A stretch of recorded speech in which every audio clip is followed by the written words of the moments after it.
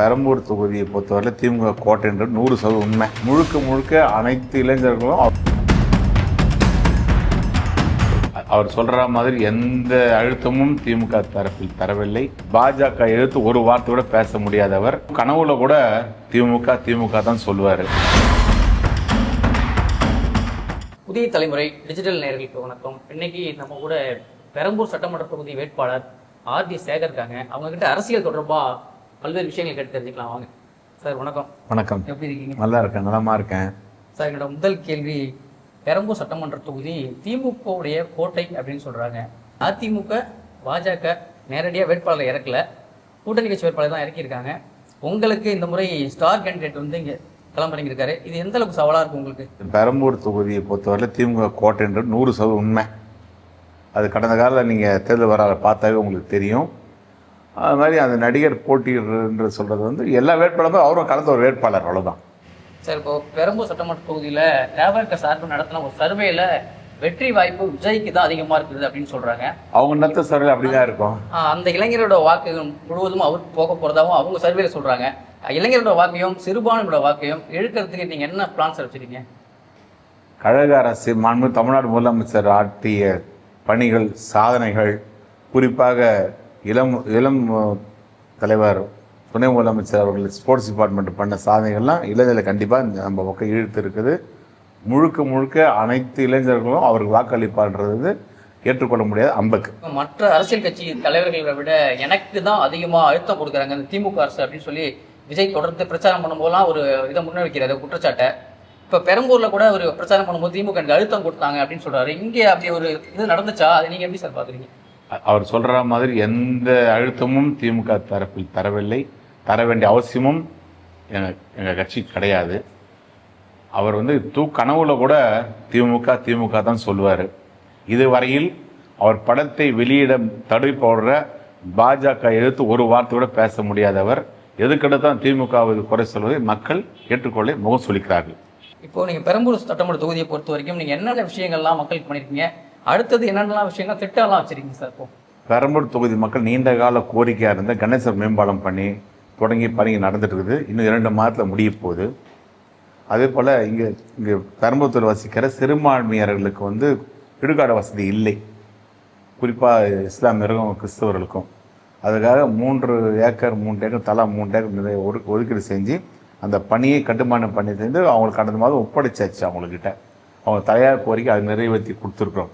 அதே போல் பெரம்பூர் சட்டமன்ற தொகுதியில் பெரிய சாபக்கடை இருந்தது வந்து கொடுங்கூர் குப்பைக்கட்டை வளாகம். அந்த குப்பைக்கட்டை வளாகத்தில் சீர்கடை சரி செய்ய பயோமைனிங் முறையில் ரூபாய் 630 கோடி மதிப்பீட்டில் பயோமைனிங் பண்ணியிருக்கோம். இந்த ஏறக்குறைய 16 டன் குப்பையை அங்கேருந்து அகற்றிருக்கோம். 16,000 டன் குப்பையை எடுத்திருக்கிறோம். அது மட்டும் இல்லை, அங்கேருந்து ஒரு 80-100 ஏக்கரை வந்து சமநலமாக ஆக்கியிருக்கும். கடைசி கேள்வி, விஜய உங்களுக்கு ஒரு நடிகரை எந்த அளவுக்கு பிடிக்கும்? அவர் நடித்த படங்களை ரொம்ப பிடிச்ச படம் அப்படின்னா என்ன சார் சொல்லுங்க? நான் படிக்கிற காலத்துல நடிகர் எப்பவுமே ரசித்ததே கிடையாது. நான் கலைஞர் கொள்கையை படித்து முரசொலியை படித்து இந்த இயக்கத்து மாணவர்களிலிருந்து இணைந்து இன்றைக்கு இருக்கிற தலைவர்களால் மண்முக கழகத்தின் தலைவரால் அடையாளம் கட்டப்பட்டு இன்றைக்கு இந்த சட்டமன்ற தொகுதி 3வது முறையாக போடுகிற வாய்ப்பு அளிக்கிற தலைவர் தான். தவிர எனக்கு சினிமா ரசிகர்லாம் நான் கிடையாது, யாருக்கு ரசிகர் கிடையாது. நான் ரசிகர், உண்மையிலே ரசிகர்னா என் கழக தலைவருக்கும் இளம் தலைவர் உதயநிதி ஸ்டாலின் தான் ரசிகர்.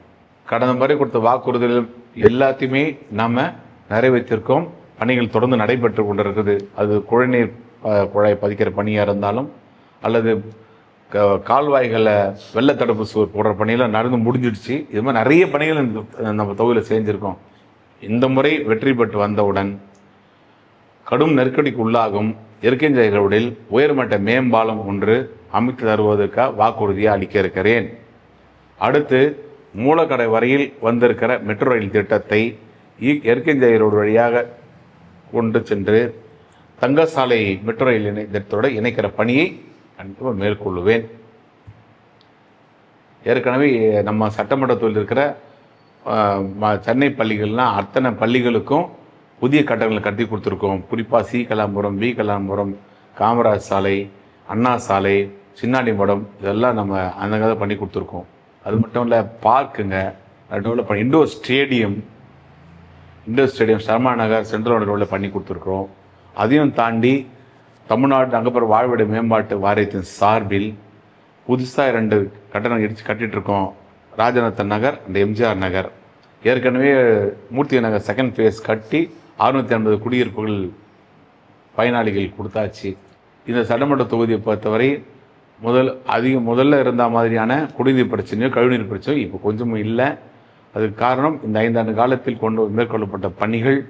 அதையும் தாண்டி நம்ம தொகுதியில் இருக்கிற 19 அதாவது பம்பிங் ஸ்டேஷன்ஸை தரையை உயர்த்திருக்கோம், அப்கிரேட் பண்ணியிருக்கோம்.